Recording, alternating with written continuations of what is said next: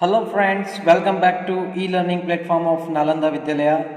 Once again, my name is Dakshesh and I am going to teach you class 8 mathematics. आज हम बहुत ही आसान unit पढ़ने वाले हैं जो कि आपके सिलेबस का एक लास्ट यूनिट भी है जिसका नाम है chapter number 16 playing with numbers. Generally ये जो यूनिट है, ठीक है, वो बहुत ही आसान यूनिट है और हम यहाँ पे सिर्फ और सिर्फ मेनली दो टॉपिक पढ़ने वाले हैं, जिसमें से एक है numbers in general form and some kind of experiments regarding to that, puzzles and all, और उसके बाद टेस्ट ऑफ डिविजिबिलिटीज। वो बहुत ही पुराना टॉपिक ही है, ज़्यादा कुछ इसके अंदर है नहीं, लेकिन समझने के लिए बहुत ही इम्पोर्टेंट यूनिट है। तो छोटे छोटे नंबर से आप मल्टीप्लिकेशन, अननोन नंबर वैल्यू कैसे फाइंड करते हो, वो सारी इंफॉर्मेशन यहाँ से आप प्राप्त कर सकते हो। तो सबसे पहला टॉपिक हम शुरू करेंगे, ज़्यादा समय न गवाते हुए, numbers in the general form. Please pay attention over here. तो चलो शुरुआत करते हैं। हम सबसे पहले एक छोटा सा नंबर लेते हैं, जैसे कि 46, ठीक है। तो 46 कैसे होता है? तो 40 + 6 करेंगे तो 46 होता है, ठीक है। तो यानी कि क्या होता है, 4 × 10, या फिर आप उस तरह से भी लिख सकते हो कि 10 × 4, आगे पीछे इट्स ओके, +6 तो हो जाएगा 46। अब मैं यहाँ पे इन जो डिजिट्स को x और y फॉर्म में लिखता हूँ, जैसे कि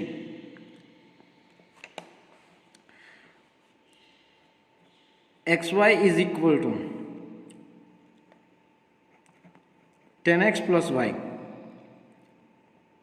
मतलब कैसे हुआ? तो देखो 10 × x + y, ठीक है। तो यहाँ पे ये जो नंबर था हमने 46, वो मैंने कुछ इस तरह से लिखा, ठीक है। अब आप कुछ और भी लिखना चाहते हो तो उस तरह से भी लिख सकते हो, जैसे कि 10x + y हो गया। दूसरा कोई नंबर लेते हैं 59, तो हो जाएगा क्या, 10 × x + y। क्यों? क्योंकि ये है क्या है, तो 59 इज इक्वल टू, सॉरी यहाँ पे हम xy लिखेंगे, 59 इज इक्वल टू 10 × 5 + 9, ठीक है। तो यहाँ पे ये जो 59 जो है उसको रिप्रेजेंट करने के लिए मैंने यहाँ पे xy लिखा है, तो ये यहाँ पे यहाँ से कनेक्ट होता है। मतलब आप चाहे तो कोई भी नंबर को इस तरह से रिप्रेजेंट कर सकते हो, जैसे कि हमारे पास एक दूसरा नंबर लेता हूँ मैं 563, ठीक है। तो क्या होता है, तो 100 × 5 + 10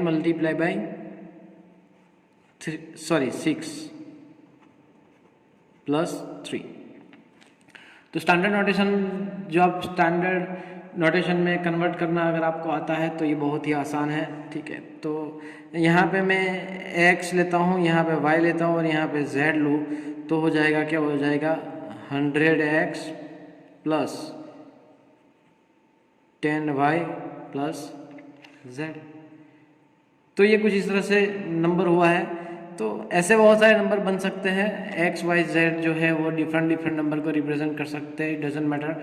so that is the numbers in the general form, मैंने आपको बताया, ठीक है। तो यहाँ पे हम इस टॉपिक के अंदर तो कुछ है नहीं, लेकिन इसके अंदर एडिशन और सब्ट्रैक्शन जब आता है तो हम यहाँ पे अननोन वैल्यू फाइंड करेंगे, जो कि हम नेक्स्ट एक्सरसाइज 16.1 के अंदर जल्दी से करने वाले हैं। लेकिन उससे पहले हम यहाँ पे एक गेम खेलेंगे, ठीक है। बहुत ही इंटरेस्टिंग गेम है, तो प्लीज़ ख्याल रखना। हमारा नेक्स्ट टॉपिक भी वही है, तो मैं उस नेक्स्ट टॉपिक का नाम भी लिख देता हूँ और गेम भी आपको इंट्रोड्यूस कर देता हूँ, ठीक है। तो हमारा नेक्स्ट टॉपिक का नाम है गेम्स विथ नंबर्स।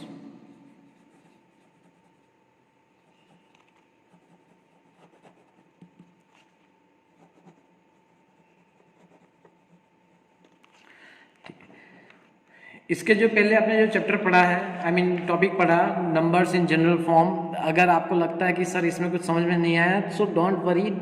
आपको जैसे ही हम एक्सरसाइज पहली जो एक्सरसाइज 16.1 परफॉर्म करेंगे, आपको वो टॉपिक बिल्कुल से समझ में आ जाएगा। फिलहाल आप उसका टेंशन मत ले, ठीक है। तो मैं यहाँ से आप सभी को एक क्वेश्चन पूछूंगा, ठीक है, कि एक छोटा सा गेम है, शायद आपने यूट्यूब पे उसका वीडियो भी देखा होगा, लेकिन कैलकुलेशन कैसे करनी है वो मैं आपको बताऊंगा। तो फिलहाल एक नोट ले लीजिए, एक पेन ले लीजिए, और आप चाहे तो इस बार आप कैलकुलेटर का इस्तेमाल कर सकते हो, कोई बात नहीं, एक कैलकुलेटर भी ले लीजिए, और जिस तरह से मैं आपको बताता हूँ उस तरह से आपको कार्यवाही करनी है, ठीक है। तो गाइस, गेम जो है वो मैं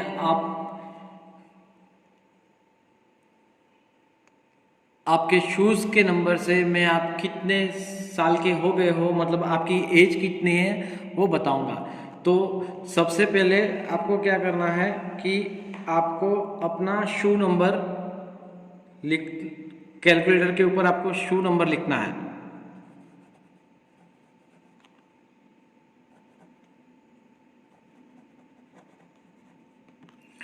शूज़ नंबर आपका जो भी है वो सबसे पहले कैलकुलेटर के ऊपर लिख लीजिए, ठीक है। अब क्या करना है, उस शू नंबर को मल्टीप्लाइड बाय शू नंबर जो है, सपोज कि मैं एक्स लेता हूँ, ठीक है। शू नंबर को आपको क्या करना है, सबसे पहले मल्टीप्लाई बाय 5 करना है, फटाफट से 5 कर दे, और जो आंसर आता है, ठीक है, उस आंसर के अंदर आपको क्या करना है, +50 कर देना है। फटाफट से चलो स्टेप करते जाओ। पहले शू नंबर जो भी है आपका शू नंबर लिखना है पर्सनली, प्लीज़, किसी और का नहीं ठीक है। उसके अंदर मल्टीप्लाई बाय 5 करना है, और जो आंसर आता है 5 करने, मल्टीप्लाई बाय 5 करने के बाद, जैसे कि सपोज कि किसी का शू नंबर 8 है, तो मल्टीप्लाई बाय 5 करेंगे तो 8 5 ज़ा 40। अब ये किसी का शूज़ नंबर आपका 8 नहीं हो सकता है, किसी का होगा, इट्स ओके, डजेंट मैटर, किसी का मैच हो जाता है, तो मैंने एक एग्जाम्पल दिया, ठीक है। जो आंसर आता है उसके अंदर क्या करना है, आपको 50 ऐड करना है, और यहाँ पे जो आंसर 50 ऐड करने के बाद जो नया आंसर आपको आता है, ठीक है, उसको आपको करना है मल्टीप्लाई बाय 20। फटाफट से मल्टीप्लाई बाय 20 कर दीजिए, फटाफट, जल्दी से, ठीक है। पहले आपका शू नंबर लिखना है, उसके अंदर मल्टीप्लाई 5 करना है, जो आंसर आता है उसके अंदर +50 ऐड कर देना है, उसके बाद जो आंसर आता है उसके अंदर मल्टीप्लाई बाय 20 कर देना है, ठीक है। अब जो आंसर आता है उसके अंदर जो है आपको प्लस करना है एक नंबर, जो मैं आपको बताता हूँ। The number is 1019। फटाफट से कर दीजिए 1019। जो भी आंसर आता है उसके अंदर ये नंबर ऐड करना बहुत ही ज़रूरी है, 1019, क्विकली, ठीक है।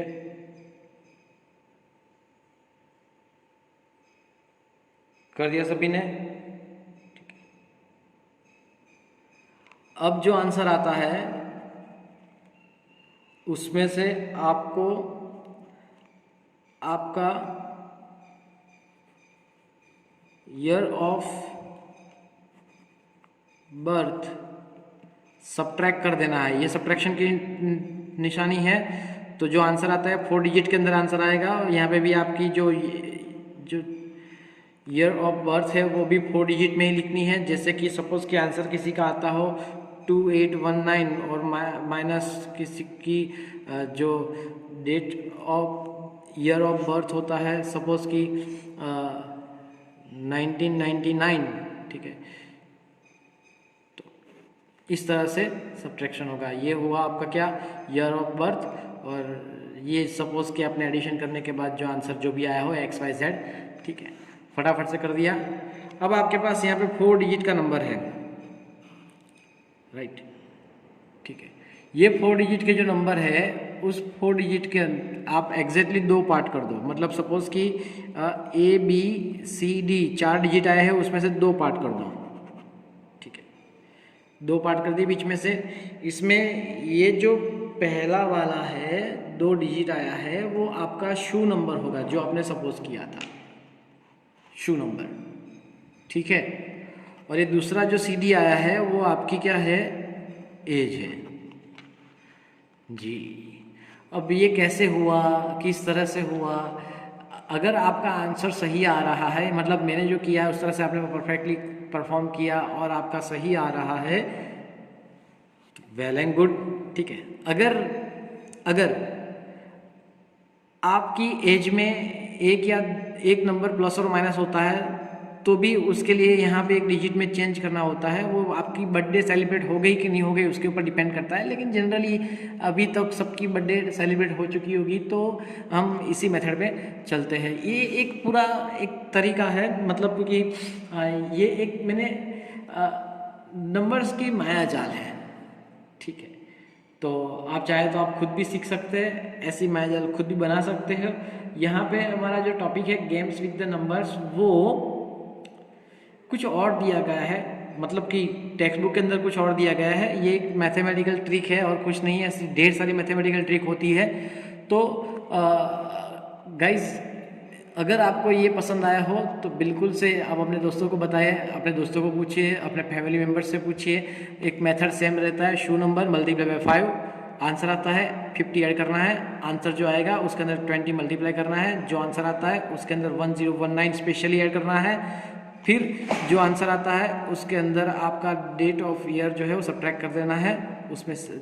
फिर जो आंसर आएगा, आंसर के 4 डिजिट में से 2 हिस्से कर देने हैं, पहले 2 आपके शू नंबर होंगे और दूसरे 2 आपकी एज होगी। प्लीज़ ट्राई दिस, आप अच्छे से ट्राई कीजिए। फिर भी अगर आपको ये आंसर, मतलब इस मैथमेटिकल ट्रिक में अगर आपको पता ना चल रहा हो तो कृपया कर आप मुझे व्हाट्सअप करें, मैं आपको वहाँ पे सॉल्व कर सकता हूँ, या फिर मुझे कॉल करना, मैं वहाँ पे भी आपको उसको सॉल्व करवा सकता हूँ, ठीक है। चलिए, तो ऐसे बहुत सारे यहाँ पे हमारे पास जो गेम्स विथ नंबर्स है वो अंदर टेक्स्ट बुक के अंदर दिए गए हैं, लेकिन फ़िलहाल हम आगे बढ़ते हैं हमारे नए टॉपिक के साथ। सो आज हम इस यूनिट का नया टॉपिक पढ़ेंगे, लेटर्स फॉर डिजिट्स, जो कि क्रिप्टो रिदम्स में आता है। मतलब क्या होता है कि आपको सपोज 3A प्लस 9B और उसका कुछ आंसर दिया गया होगा ABC, और आपको यहाँ पे A, B और C की वैल्यू फाइंड करनी है। जो A है वो कोई डिजिट रिप्रेजेंट करता है, B कोई डिजिट रिप्रेजेंट करता है और C कोई डिजिट रिप्रेजेंट करता है। तो ये फॉर एग्जांपल था, इसका सॉल्यूशन पॉसिबल है कि नहीं वो तो हम बाद में पता करेंगे, लेकिन पहले ये था एडिशन और मल्टीप्लिकेशन के अंदर ही 3A multiplied by 9, the answer is C A B लब लब लब। ये भी पॉसिबल है कि नहीं ये पता नहीं है मुझे, लेकिन जस्ट फॉर एन एग्जांपल कि नंबर्स जो है लेटर्स फॉर डिजिट, मतलब इस डिजिट की जगह पे यहाँ पे कोई डिजिट होना चाहिए, उसकी जगह पे मैंने लेटर लिखा है, उस लेटर को हमें फाइंड करना है, जो कि इसमें आता है क्रिप्टोरिदम्स में आता है। तो ये बहुत ही इम्पोर्टेंट है, तो आसान भी है, आप समझेंगे तो। इसकी जो एग्जाम्पल है, इसका एक्सप्लेनेशन है, वो डायरेक्टली मैं एक्सरसाइज 16.1 से करना चाहूँगा, तो कृपया करके यहाँ पे ध्यान देना। So here we go with the exercise 16.1 and the first question says that find, मतलब पूरे के पूरे जो क्वेश्चन यहाँ पे जितने भी ये आएंगे उसके अंदर क्या होगा, you have to find the values of the letters in each of the following and give reasons for the steps involve. आपने वो लेटर कैसे फाइंड किए उसका स्टेप भी आपको लिखना है। तो चलो हम आंसर की शुरुआत करते हैं यहाँ पे। Here we have to find the values of A and B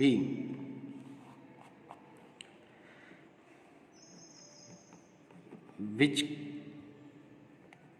can be क्या हो सकता है वो, which can be taken from 0 to 9, which can be taken, और बी नहीं लगाते तो which can take from 0 to 9।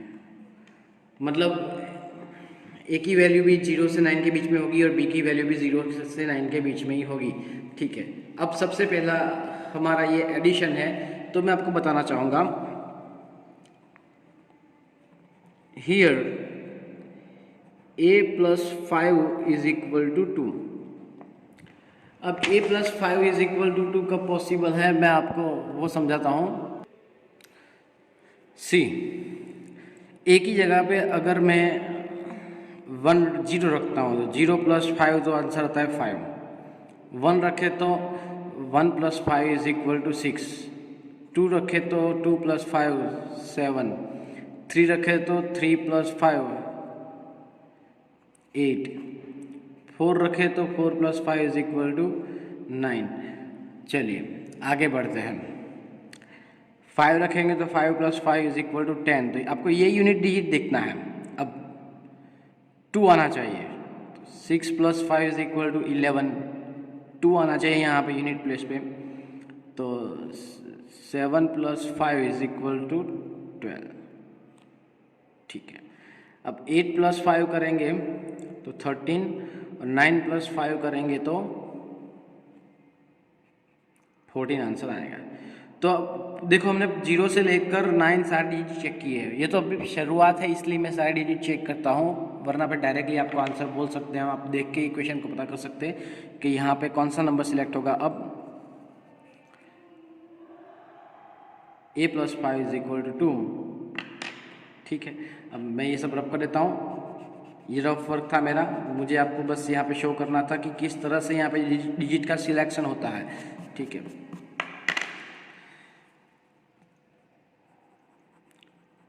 which is only possible when a is equal to, हमने क्या सिलेक्ट किया था, 7। सो अगर आप यहाँ पे a इज इक्वल टू 7 रखते हैं तो क्या होता है कि 37 + 25, अब आपको परफॉर्म करना है। 7 8 9 10 11 12 कैरी 1, 3 + 1 4 5 6 6। तो बी की जगह पे क्या मिल गया हमें, 6। ठीक है, तो bye putting a is equal to 7, we have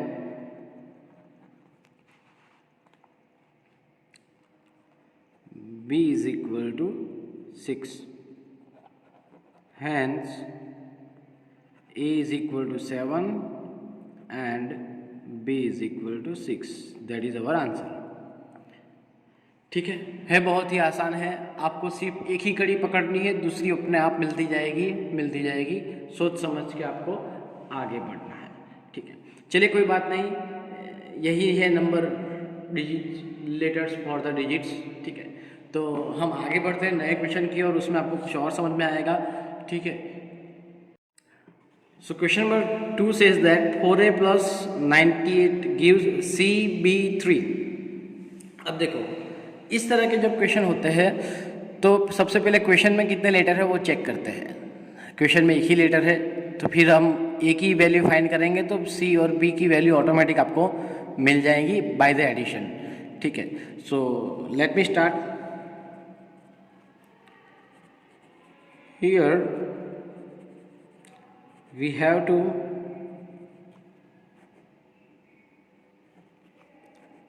find values of A, B and C.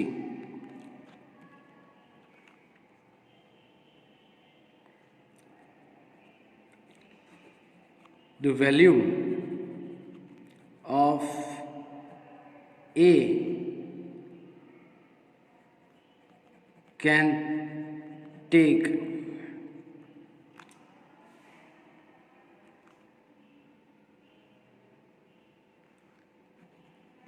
Values from 0 to 9। ठीक है, सिर्फ हम एक ही इसलिए बात कर रहे हैं कि क्वेश्चन में ए है, इसलिए हम सिर्फ यहाँ पे एक ही बात कर रहे हैं। सी और बी तो हम एडिशन करने के बाद तुरंत पता कर सकते हैं। ठीक है, सो देयरफॉर हम नेक्स्ट स्टेप हमारा है वो कैरी करेंगे। Here a plus 8 is equal to 3। See आप यहाँ पे देखेंगे क्वेश्चन के अंदर, तो इन दोनों का पहले आपको पता है कि एडिशन हम किस तरह से करते हैं। a plus 8 is equal to 3, which is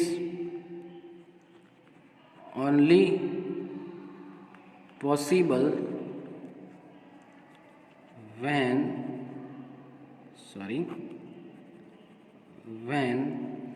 a is equal to, अब देखो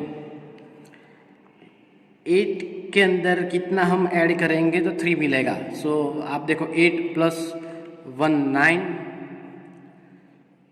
10 11 12 एंड 13। सो 1 2 3 4 5। चलो clear. So a is equal to क्या मिला हमें यहाँ पे 5। डन। तो 5 प्लस 8 इज इक्वल टू 13। तो हम यहाँ पे देखो एडिशन कैरी करते हैं। 5 plus 8 is equal to 13, carry 1। 9 plus 1 10 plus 4 14, तो ये रहा 14। So c is equal to 1 and b is equal to 4 हमने एडिशन से प्राप्त कर लिया। Is that clear. तो जैसे कि मैंने यहाँ पे आपको बताया कि by putting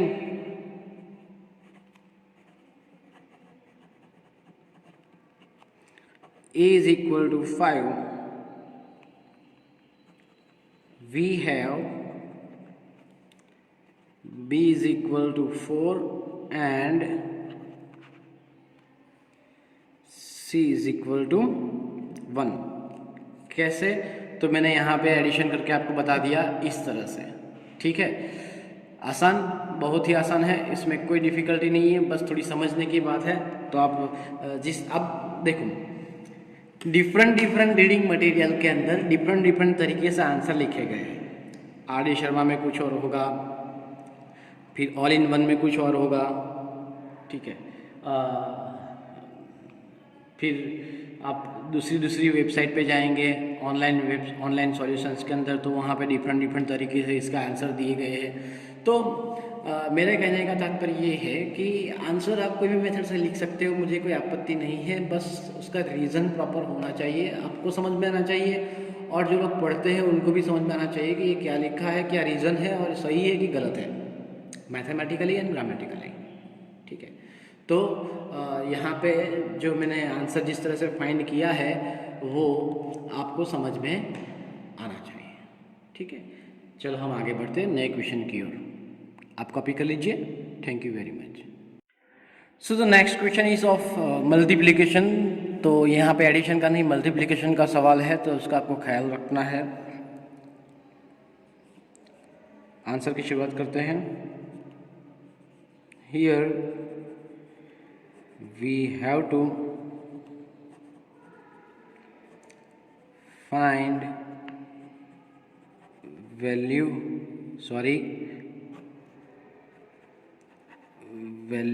of a which can take values from 0 to 9। ये तो बेसिक है, सिंपल है, एक बार हर बार यही लाइन कॉमन है, हर जगह पे आती है। अब यहाँ पे बात आती है, क्या आती है कि here a multiply by a, सबसे पहला आप मल्टीप्लिकेशन करेंगे ये वाला, is equal to a which is possible for किन किन लोगों से ये पॉसिबल है? सबसे पहले तो बात करते हैं, 0 0 0 होता है, लेकिन यहाँ पे 9 है तो 0 तो हम ले नहीं सकते, उसके बारे में सोच भी नहीं सकते। ठीक है, तो 0 तो हमारा कैंसिल हो गया। फिर आता है 2 2 4, वो कैंसिल हो गया। 3 3 9, मतलब 3 3 और यहाँ पे भी 3 आना चाहिए। 4 4 16 cancel. 5 5 25। So 5 multiply by 5 is equal to 25। तो ये पॉसिबल है। 5 multiply by 5 is equal to 25। फिर नेक्स्ट नंबर है 6 6 36, ये भी पॉसिबल है। 6 6 36। 7 7 49 पॉसिबल नहीं है। 8 8 64 पॉसिबल नहीं है। 9 9 81 पॉसिबल नहीं है। अब 10 की तो हम बातें नहीं कर सकते क्योंकि 0 0 हमने कर लिया ना। अब देखो, हमारे पास दो ऑप्शन है। कौन से ऑप्शन है? आइदर यू कैन चूज 5 और यू कैन चूज 6।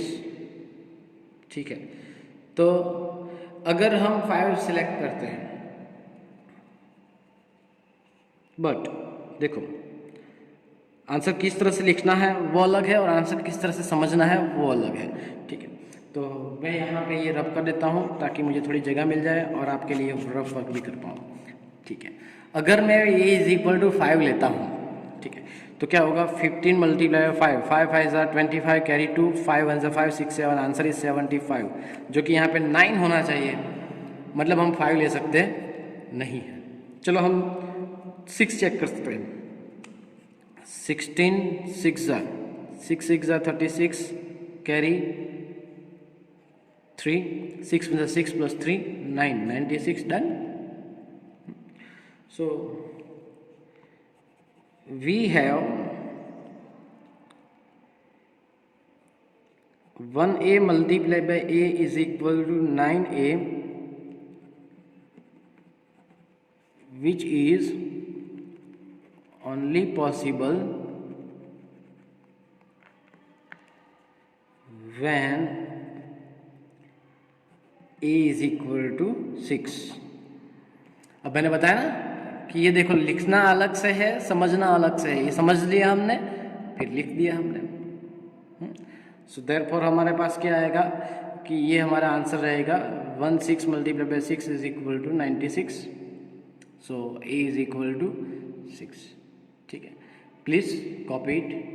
ये रफ वर्क में जो किया है वो आपको रफ वर्क करने की ज़रूरत नहीं है। जो पेंसिल से करता हूँ वो सारा का सारा रफ वर्क होता है और रफ वर्क आपको कॉपी करने की ज़रूरत नहीं होती है फेयर बुक के अंदर। मैं बस आपको समझाने के लिए ये सब एक्सप्लेन करता हूँ, तो आप आई होप आप समझ सकते हो। पेंसिल वर्क जो है वो आपको फेयर बुक के अंदर लिखना नहीं है, कंसिडर करना नहीं है, even not a single bar और डॉट। ठीक है, कॉपी कर लीजिए उसे। Thank you very much. Okay, तो fourth question says that AB plus 37 gives 6A।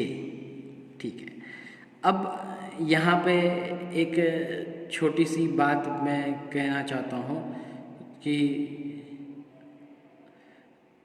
Double digit आए हैं क्वेश्चन के अंदर। सी, क्वेश्चन के अंदर आप देखेंगे तो 2 डिजिट है। ठीक है, अब हमारे पास कौन से ऑप्शन है वो मैं आपको सबसे पहले बताता हूँ। ठीक है, कि भाई B plus 7 is equal to A and A plus 3 is equal to 6। ठीक है, अब देखो यहाँ पे तो 7 है, हम नंबर B की जगह पे कोई भी नंबर सिलेक्ट कर सकते हैं। जो नंबर सेलेक्ट करते हैं वो जो है वो यहाँ पे एडिशन में फिट होना चाहिए। ठीक है, तो सबसे पहले कोई भी नंबर ले सकते हैं, इसमें ज़रूरी नहीं है, लेकिन यहाँ पे 3 प्लस क्या करेंगे तो यहाँ पे 6 आएगा। तो देखो हमारे पास 2 ऑप्शन है, या फिर A इज इक्वल टू 3 लेते हैं, 3। सो 3 प्लस 3 इज इक्वल टू 6 आया, तो यहाँ पे A इज इक्वल टू 3 आना चाहिए। 3 कब आएगा? तो अगर हम B इज इक्वल टू 6 लेते हैं ठीक है। तो 6+7 करेंगे आप तो आपको आंसर मिलेगा 13। फिर कैरी बढ़ेगी यहाँ पे 1, तो 1+3 4, 4+3 7, मतलब हम यहाँ पे अब a = 3 नहीं ले सकते। You got it. तो अब क्या ले सकते हैं, अगर कैरी आनी ही है, अगर कैरी आनी ही है तो यहाँ पे 2 लेते हैं। चलो चेंज करके देखो, 2, ठीक है। तो 2 + 1 3 + 3 6, क्लियर। और देखो हमने शुरुआत पीछे से की है, समझने की शुरुआत हम कहीं से भी कर सकते हैं। Understanding can be done from anywhere, ठीक है। सो देखो 2 + 1 = 2 + 1 3 + 3 = 6। तो यहाँ पे हमें क्या चाहिए, 2 चाहिए, 2। E हमने क्या सिलेक्ट किया है, 2 सिलेक्ट किया है, ठीक है।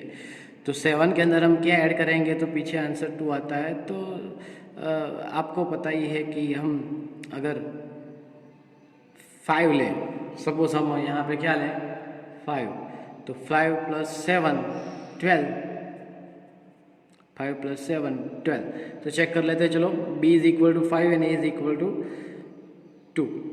सो 2 5 + 3 7 7 8 9 10 11 12, carry 1, 3 + 2 5 + 1 6।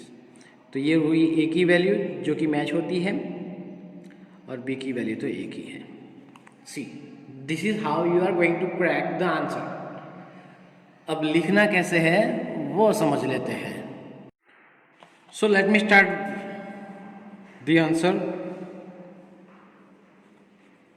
Here we have to find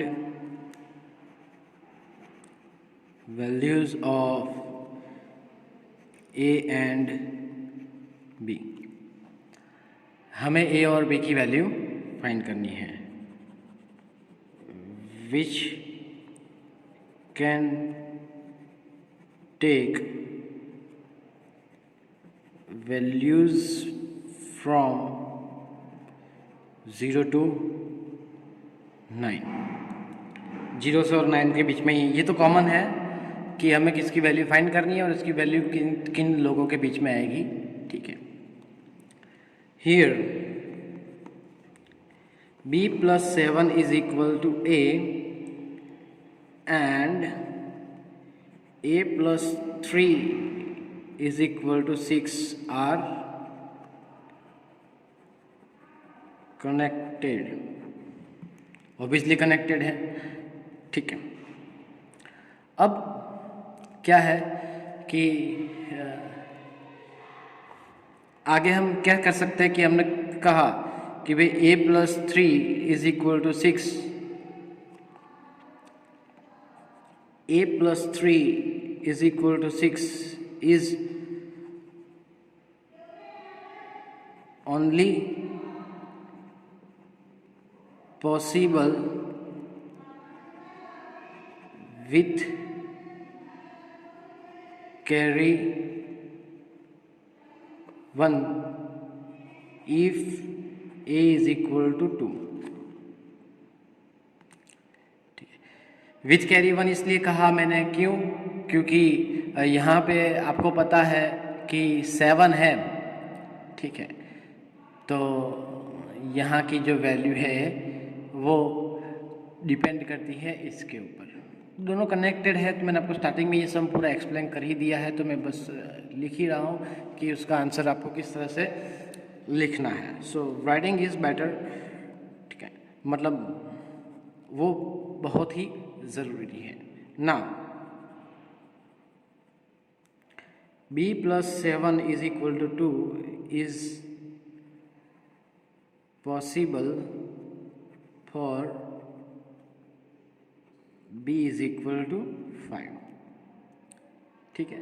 b = 5 लेंगे तो कब पॉसिबल होगा, b + 5 + 7 = 12, कैरी 1, कैरी मैंने यहाँ पे लिखी ही है, तो उसका आपको कोई प्रॉब्लम होगा नहीं, ठीक है। Therefore hence